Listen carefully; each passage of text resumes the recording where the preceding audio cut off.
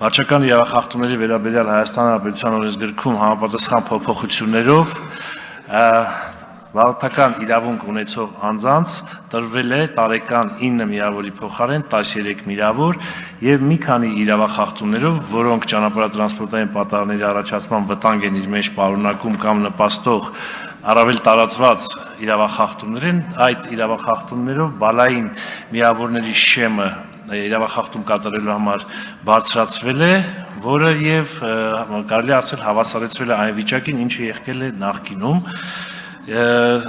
Նախագծի քննարկման ընթացքում Տիկին Զարուհի Բաթոյանը առաջարկություն է ներկայացնել, որ դիտարկել եւս երկու իրավախախտում որպես տրանսպորտային պատահարների առաջացման պատճառ, դա հեռահար լույսերով տրանսպորտային միջոցը վարելն է կամ լուսային սարքերից օգտվելու կանոնների խախտումը եւ մենք համաձայնության ենք եկել եւ այս մասով տուգանքի չափը 5000-ից 7